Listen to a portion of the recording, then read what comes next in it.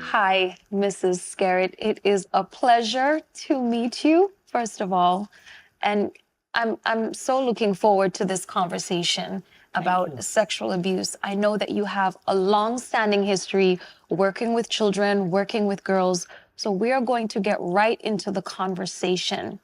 How did you start working out? How did you first start working with young women? And when did you first notice that there was sexual abuse happening?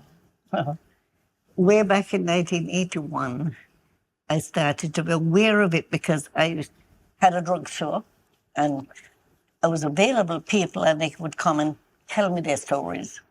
So when I decided to form the Society for Against Child Abuse, I was accused of blackening the name of stkitts. Because that doesn't happen here. Men don't molest small children, and men don't molest 2-year-old girls, and fathers don't molest their daughters. But I knew what I was getting in the drugstore, the girls that were coming.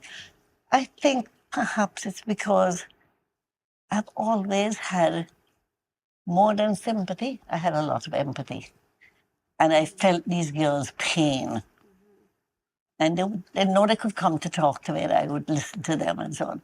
I mean, it's horrible when you hear of a man molesting a 2-year-old child, or even a father molesting his own child, his own daughter. And I've had a couple of cases like that of fathers molesting every one of their daughters. Now, Mrs. Skerritt, we do have some common interests here. I also work with young women, and it is the most excruciating thing to sit there and watch a child retell such a traumatic experience. And the residual effects of that, they not only affect the child, but there's also a ripple effect where this also affects families as well, whether it's the fact that they don't accept what is happening and they are in denial, or this is something that they just cannot believe, and so they're also left traumatized. How have your experiences been dealing with families and having to be the one to bridge that child's story with the facts and empathy from their family members? Well, sometimes instead of getting empathy, you get abused by the family members. You're minding my child business, and you're interfering with this and whatnot. You just don't. If you are serious about wanting to help these young people, you don't mind what anybody tells you. Exactly. Look, when I formed the Society for the Child Abuse Business, local people blame me for blackening the name of stkitts. But I was sitting in the drugstore one day, and somebody had written an article about me. We used to have a stkitts magazine at that time, way back when. And a woman stayed at what was then Jack Tar, leaving, sent her husband to buy a magazine in the beauty salon. When he went down, he saw every magazine that she had already, Cosmopolitan and that sort of thing. The only one was the stkitts magazine. He bought it for her. On the way to the airport, she made it a point to come to the drugstore to thank me. Wow. Thank me. Because it had happened to her and nobody wanted to believe her. Another young woman told me her grandfather was molesting her. And when nobody was in the room and she was in his lap, he was fondling her and she knew it was wrong. And she started to kicked out his false teeth. And when he yelled out, she was the one that got blamed and got punished, not the grandfather. No, and that was somebody all the way in Toronto I got that one from. Wow. We see these things happening too often where a girl speaks up or a girl gets pregnant and her perpetrator, her victimizer is a relative, let's say a father. And instead of the attention and the blame being put on the adult in the scenario, it is placed on the girl. What have your experiences been with that? She was too sexual. She was the one that tempted him. She was the one that undressed when he was in the room. A myriad of it. The child is always in the wrong. because the child cannot protect itself. So therefore, it just takes the blame. And you know what one girl told me? She was being molested by her father. And she almost became split personality. When she got to her front door to leave to go out of the house to go to school, she became a different person. She wasn't that person that she left inside the house there. So she could be comfortable among her peers at school. It's horrible. So she had to wear a mask. She has to, yes, yes. And then, of course, you know, no, a lot of people don't want to believe the child because There's a number stigma. one, and it starts out child abuse by a father, for instance, starts out very subtly. He will tell her, you know, I love you, you know, this is such a, and he's making her believe this because he loves her more than the other children. And So there's a grooming process that children and the society at large needs to become more aware of with men and children, or even women and children, because men are not the only ones who commit sexual abuse. Oh, no. This is not a... You know, it's funny you brought up that question. When I started that society, I was asked to speak at several schools and church halls and things like that. And I was shocked one day, addressing a class of mixed school children, when a young man at the back of the class put up his hand to ask a question. And he asked me, is it possible for a young boy to be abused?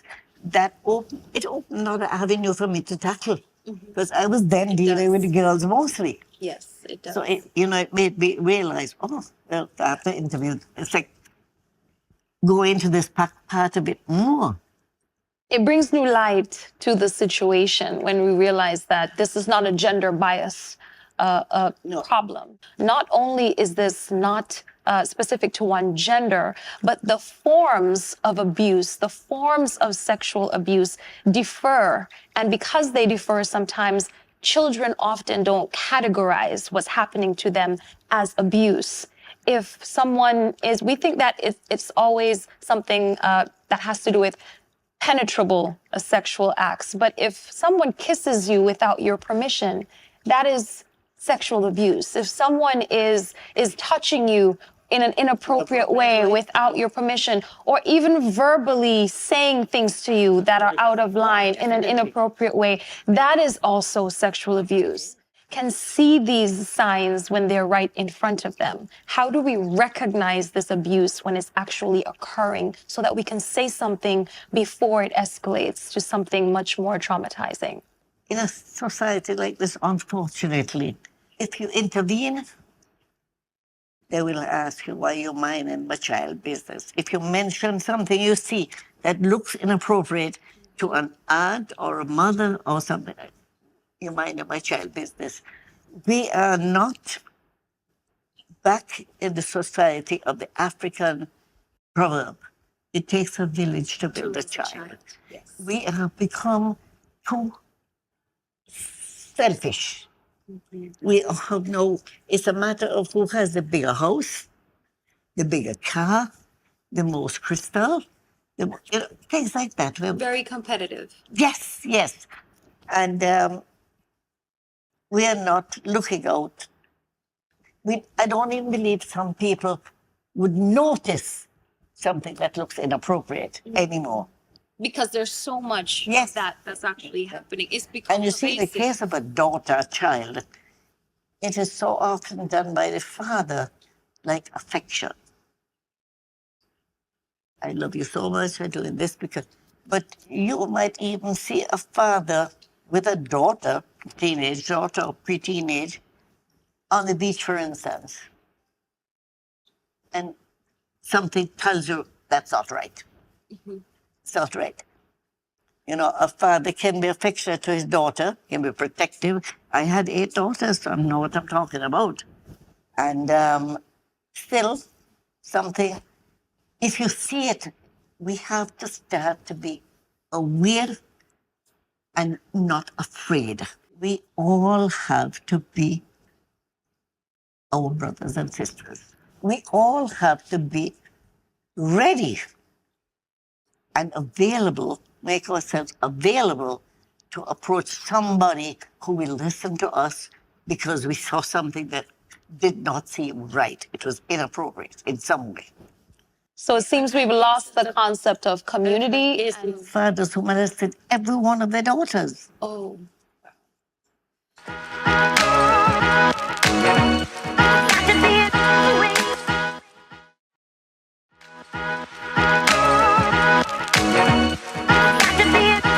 now, in cases where children do speak up, or even adults who have been victims of sexual abuse, where they do speak up, or they're sent for counseling, let's say, oftentimes, at least in my experience, I find that some of the people who are supposed to be protecting them end up taking advantage of them in those situations. It's very discouraging to other abused children and men and women of sexual abuse. Where do you think, as a society, we play a larger role in how likely people are going to be in speaking up about this when the places that are supposed to protect them and the people who are supposed to protect them are actually hurting them? Well, in my time, I've seen a lot of changes. It's changing. And people are more aware of it now, thank God. People are more aware of it and people are speaking out. Now, the old-time days, for instance, years ago, 100 years ago in my time, the battered wife would say, if he no bang me, he no love me. Excuse me? Really? And you think that paradigm has shifted? I think up to a point, women have become aware that they have rights. Yes. We're not just a man's property. And some women are the bigger breadwinner in some families. Some are the only breadwinner. On the flip side of that, there are some women who also abuse men. Oh, yeah. And, but of course, that's where one of the mistakes I made. And then these men get These men get stigmatized when they file complaints. I tell my daughter, yeah, women are some of our worst enemies. I recall a story where a young man went into a police station to pretty much let them know that he was being abused by his girlfriend, and they all just laughed in his face. Yeah, I've heard of that. I've heard of stories like that. Yeah, yeah. I can't speak for here, but I know that this has happened in so many other places. I've seen young men with cigarette burns on their skins, with scars and bruises, who were simply being compelled and physically abused and then sexually abused. The physical abuse came as a way of forcing them into submission of the sexual abuse. That's a tough word. Submission. Yes. You keep your place. All adage was at one time, you have to keep her in the kitchen barefoot and pregnant. But no, that's not happening because women are having powerful positions in government, in civil service, in the community. Our teachers, I think we must have more female teachers than male teachers in stkitts. Yes. And the teachers also have to be very alert. Yes. Very alert, yeah. Speaking of teachers, I definitely think that there is more room to grow when it comes to education and the education of sexual abuse and abuse in its entirety when it comes to the educational system. You did a fantastic job and continue to do so with your work, not only with the Children's Home, but with running your own orphanage. Do you think that some of those experiences that you faced and some of those I should say methods that you use, do you think that some of those can still stand the test of time today to be incorporated into the educational system so that more awareness of course it should can happen? Of course it should be. As a matter of fact, when I was asked to talk to groups and so on, I always I used to have to like the police as well. And one of the things I always told my police officers, you cannot go into a supermarket to buy respect. So if you want the young people to respect you, you show them some form of respect. And this was sadly lacking in our case. Young police officers I've seen have been abused by teenage boys lounging on 4th Street and that sort of thing. Yeah. But they were always so interested because some of them did not realize that a man was abusing a woman. Okay, they learned that gradually, but they did not realize it was possible for a woman to abuse a man too. Yeah. And you see, some of the women take the husbands, the fathers of the children, to court for child abuse, child support. And then when they get the support, they buy the braids and put it in the hair. The child does not get anything of that one. Another thing again, I saw a woman coming up 4th Street a couple of years ago, holding one beautifully dressed baby in her arms and pulling a little of the child, which was a boy. I come now, and hitting the child with his head. It turned out the boyfriend at the moment was the father of the one in the arms, and that was another father. She did not want the present boyfriend to think that she was ex-boyfriend's child. And that in itself is abuse. Of course. That in itself is abuse. Watching a little 3 or 4-year-old child walking behind and she's hitting him in his head and telling him, walk, walk, walk. You know, that is, of course, that's child abuse. This type of thing, naturally, we've seen it. It has a domino effect when it comes to not only the physical trauma, but the mental and emotional traumas on children. And from what I've seen, when I look at society today, I often am very observant, especially when it comes to children, especially when it comes to young boys and young girls. And the telltale signs are often there. For example, a young girl who is all of a sudden very aggressively sexual. Oh, yes. She's talking about things she never talked about before. She's asking questions that she never asked before in a very mature way. And we often we never consider that that's not just simply curiosity, that maybe something is happening with this child. Just off the bells ringing. Exactly. So there are signs that we can look for. What are some of the signs that you've encountered that parents especially can look out for when it comes to their children and the change in behavior? Well, at home, the first sign would be a change in behavior. The child becomes very either self-absorbed and closed into himself, or abusive to the other sisters, siblings in the house, or very rude to the parent. You have to sit with the child and find out, why? What has changed? Why have you changed like this? Why are you like this? Another thing is, you have your child in your house until 5 years old and you can train it if you want. But the minute you send that child to school, he's under the influence of peers.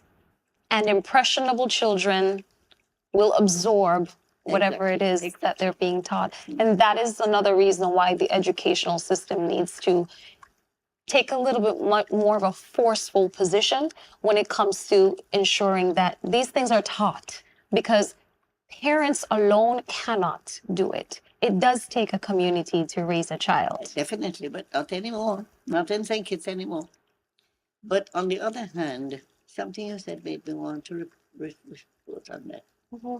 Was it regarding talking about just the signs in children when these behaviors start to change and they start to show these signs of abuse, whether it's through becoming a bit more aggressive, more interested in knowing more about sex, maybe they're spending more time around someone that they otherwise never spent that much time around, or they, as you said, they become very insulated. Mm-hmm. They spend a lot more time by themselves. You might have had a very outgoing child, and all of a sudden, your child is very withdrawn, very quiet. Changing behavior patterns is the first thing you have to really become aware of, and investigate it. But sometimes you cannot attack the child about it openly.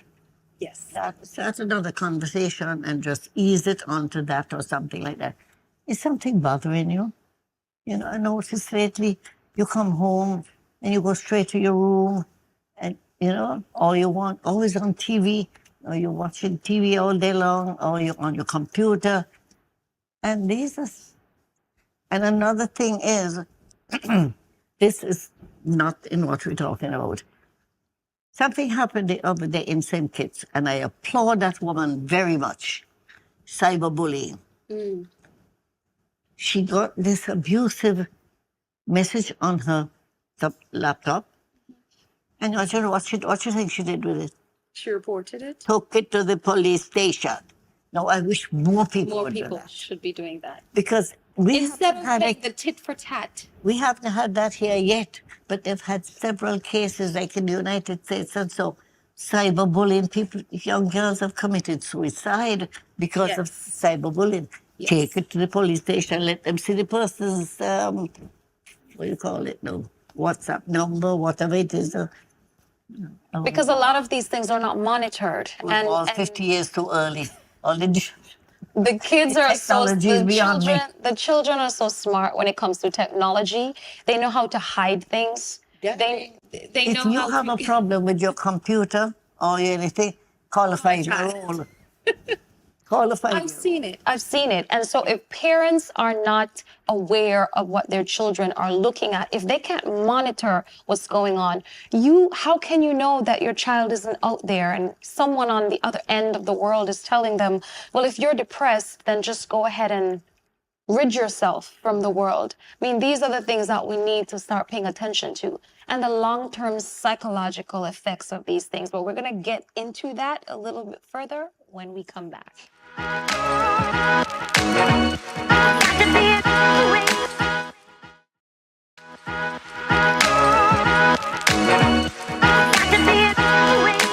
Now, if we are to really help this situation, if we are really to evolve from this place of protecting perpetrators of sexual abuse, if we are to evolve from a place of stigmatizing victims, what are some of the things that we can do? Because I can tell you, I've stayed up at nights countless times with these stories going through my head and just asking myself, what else can I do? How much more can I do? So what are some of the things that we can do and we should be doing? Because the truth of the matter is we do live in a society where people protect the perpetrators way too often not even way too often.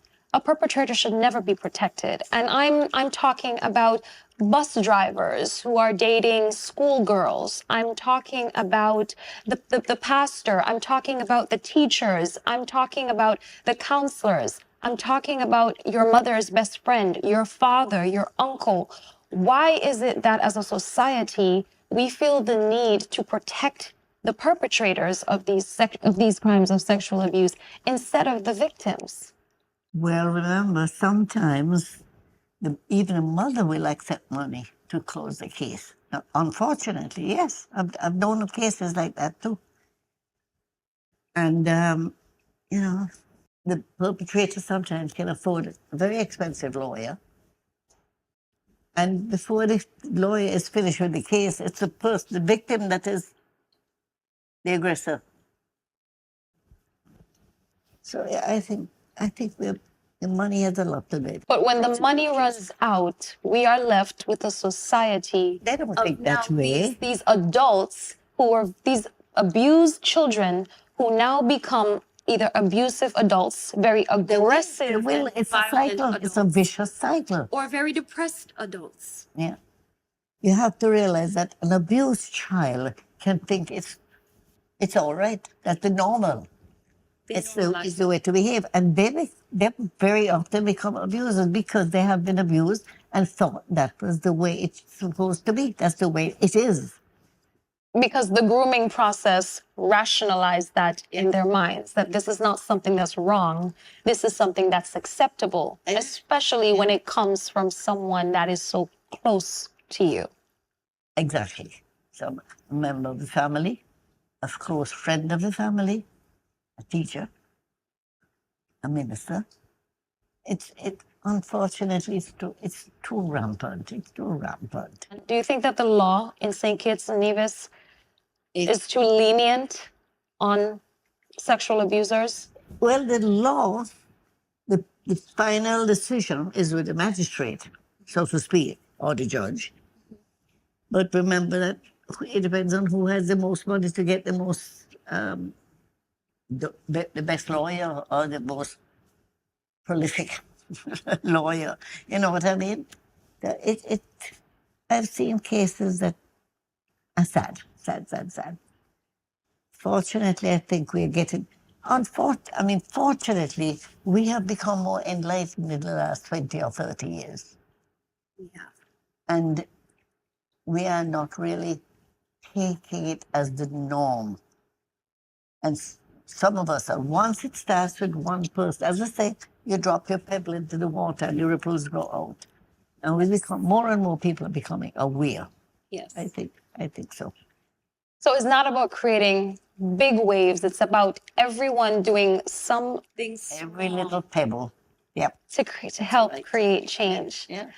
All of us. I'm a believer in that. Go back to the African adage. I believe in that. It takes a village to build a child. And if we all really think of ourselves as our brothers and sisters keepers, I will give you a little example. Years ago, that daughter is our grandmother. My children were in the square. I'm in the drugstore. A woman brought in one of my daughters by hand. Mrs. Skerritt, your daughter was just in the square with some other girls, and this man who had a nickname passed through the square, and they were calling him by the nickname. She said, I know you don't want your daughter there. She brought her. No, I thanked her. But some mother today would say, what are you minding my child business for? She with her friends. You see, it's attitude. It's a change of our attitude. Yes. And how we are prepared to accept that somebody is really taking our interests at heart. Then again, we come up to possessions. It depends on who has the bigger house and the bigger car and the most money and things like that, you know. I think often too one of the problems is that until something becomes so close to home, until something knocks on our front door, we categorize it as a they problem. That doesn't happen here. That's happening over there. So that has nothing to do with us. There's a good expression for that. There but for the grace of God go I. You see? So you have been protected. It happened to you, but it didn't happen to my child. It happened to your child. I'm so sorry to have words. But inside, I'm happy. Once it didn't happen to her, I'm okay. Yeah. Do you think that society has become so overly sexualized and such oversharers that they've become desensitized to things like sexual abuse? Because everywhere... Darling, don't bring that up to me. Because when I listen to the radio and I hear some of the songs that are playing on the radio, Robert Bradshaw must be rolling over in his grave and he's constantly spinning. Because some of those could not. I was a member. He put 5 or 6 of us when they opened ZIZ on the board. And although we were, Mrs. Doris Wall, myself, Lily Kelsey, and so on, although we were monitoring the kind of music they played on ZIZ, whenever we got records from Wall's record shop at that time, he would go up and if there's any one, groove that was obscene or not educational to the children of St. Kitts, he'd take a nail and scratch that groove so no one, even if they tried to play it, it couldn't play because they get ruku. Oh yes. There was more advisory on explicit content. You see, that man was so determined to raise our awareness of who we are and who our children are, that unfortunately we have forgotten that. We've forgotten people like him. When I look at relationships in our society, and I see so many young people struggling to maintain and to even establish healthy relationships, it never baffles me, because I often wonder what were those children taught? What were their experiences? What are their traumas? What are the childhood resentments that they're still carrying? And these things have a long-term effect, because they do affect how we move on in life and how we interact with each other, how we view men as women, how men view us as women. I mean, what do you think regarding the relationships today, where they're at, and the placement of sexual abuse from childhood?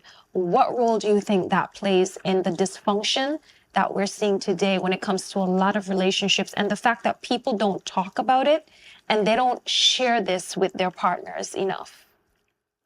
Well, I have to go back again to this type of music the children are listening to. I had, how old is Sky? 9 and 10 years old. Granddaughter of one of my old maids visiting me. And something was on the radio. She knew all the words. Mm-hmm. And unless we start to clean up the airwaves,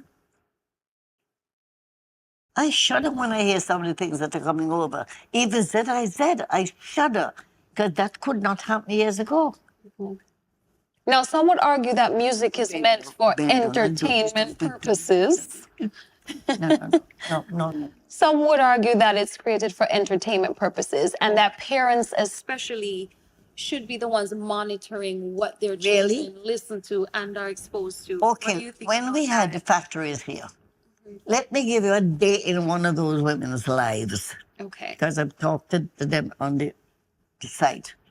They have to get up around 4 o'clock in the morning, because they have to prepare something to leave for the children to eat. They've had to wash clothes and iron clothes and whatnot. They get on a bus at 6:30, 6 o'clock in the morning to be on the job at 7.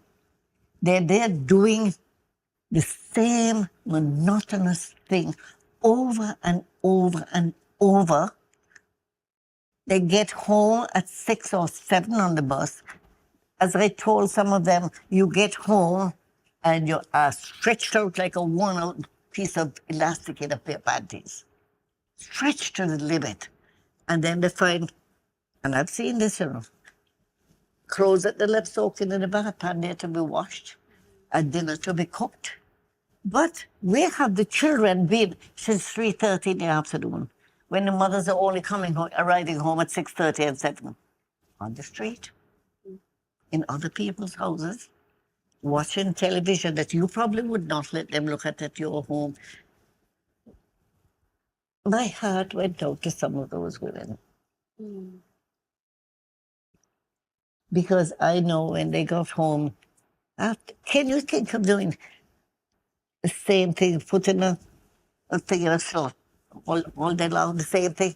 Fan belters coming on, that's all you're doing. It becomes a redundant routine, and you become complacent. Oh.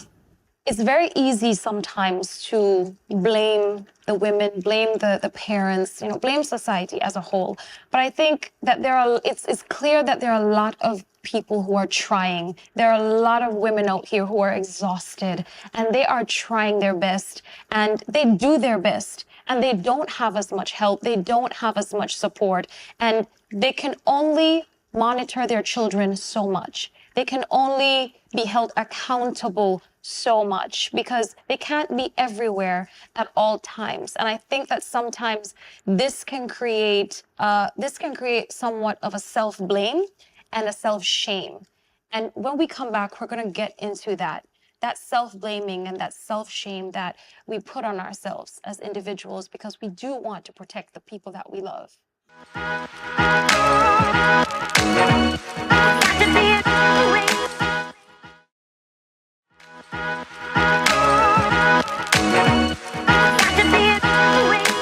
I definitely think that there's much more that can be done in way of support being offered and provided, especially to parents. The community, for example, when I was growing up, we had all these after-school programs. Yes. The community center had programs. We had sporting events and things like that that we could take part in. Whether it was dance, music, these were things that kept us preoccupied in a healthy and productive way while our parents were at work. Because the reality of the matter is, we live in a time where most mothers, many mothers do have to get up and go out there and work as well. And I think that sometimes it's hard for them because you get stigmatized. Something happens to your daughter, she is sexually abused, and you are to blame because you are the mother. You were supposed to be protecting her. But we can only incubate our children and our children's lives so much. We can only monitor them so much. And the long-term effects on adults as well, who have to live with the repercussions that under their watch, their children were victimized. How do you think that affects them? And how do you think that actually affects their psychological and mental welfare in the society as well? Well, she's already battered by society and the amount of hours she's putting at a job. And to be blamed for something because she was not there, it only makes her feel less of a woman, Yes. less of a mother. But there's some very strong women in St. Kitts. There's some very strong women. I've seen it, and I've seen changes. And there's hope. There is. Awareness is the most important thing. Continue like you are doing and create an awareness of what is going on in the society, what is appropriate, what is not appropriate, and you're paving the way. Yes. You're opening a little, if not the whole window, a slat, and the daylight will come in, and gradually, everything changes. So I have hope. I've seen a lot more, I honestly have seen a lot more empathy. Yes, there are those cases where people will bully and people will stigmatize, but I definitely have seen people coming together and banding together and standing up against these things. But empathy is not something that we can be taught, I don't believe. No, and so we have to start reflecting and showing more introspection and really start going through life with the idea of what if that was me, and not just what if that was me, that could very easily have been me. And how would I want people to treat me if it was? What you just said is the important part. First of all, we have to know. And when we use the word empathy, we hope that people understand what the meaning of the word empathy is. It's not somebody died and you say, oh, I'm so sorry. Yes. That's sympathy. Empathy is the act of being able to put yourself in the other person's shoes and feel what they are feeling. Yes. And experience what they are experiencing. And we have to stop this competition. As I go back to this, who has the biggest house, the biggest car, the best job, the most money in the bank and things like that. And we just have to start being ready to, like the police, there's a police message on the radio advertisement.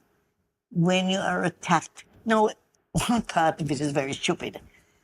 If you're attacked, be sure you know how to describe your attacker.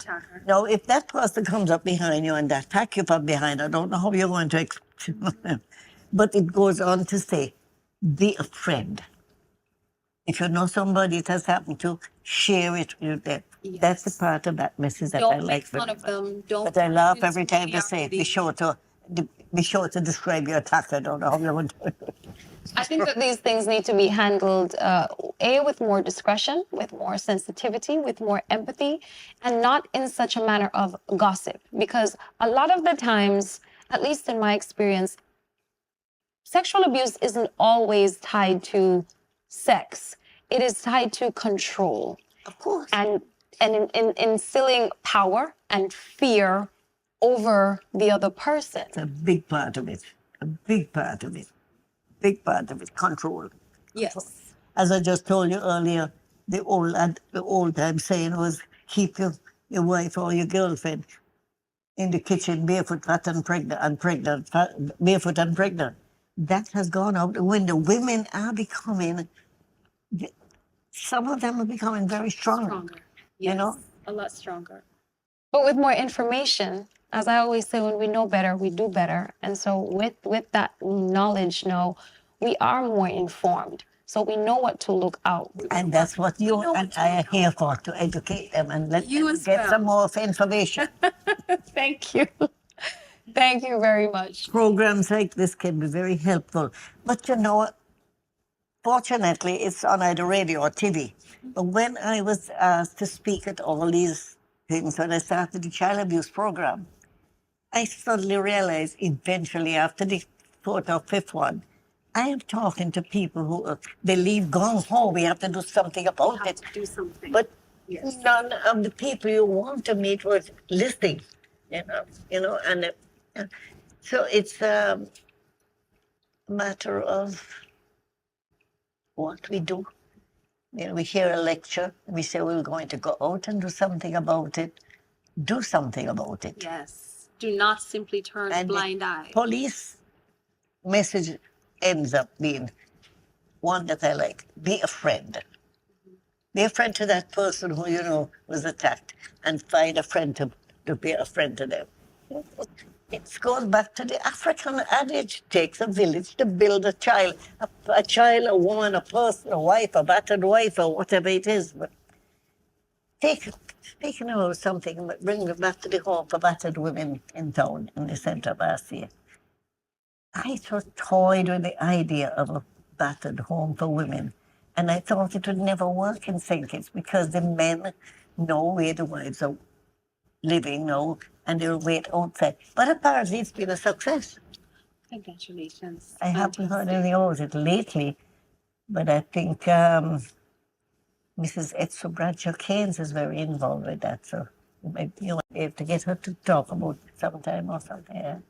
Any step in the direction of change is a good step taken. Any step in the direction of change is always a good step taken. Oh, yes. If there is one thing that you could leave anyone today who has been a victim of sexual abuse, what would that piece of information or advice be? First of all, who is the abuser? It might be the man with the money, and she feels she has to accept it. It might be a child who is under the impression and was told, are we doing this because I love you and you're my favorite daughter? So it's a mindset. It's a mindset. It's changing. More talks like this will be the only way you can help it. More programs like this create an awareness. Continue to drop your pebble in the bucket of water and let your ripples go. That's all I could tell you. I appreciate it. I am on my way out. I'm 94 years old, so I have to depend on people like you now to carry the torch. Thank you very much. It has It's a big responsibility. pleasure. It's a big responsibility on you, but anyway, I think you're ready small, for it. but I'll take that up. I think you're ready to take up the challenge and take up the baton. I appreciate it. It has been such a pleasure talking to you. This has been enlightening. It's been fun. Thank you. I've really, really enjoyed this. Thank you. Thank you very much, darling. Thank you for those kind words. You're welcome.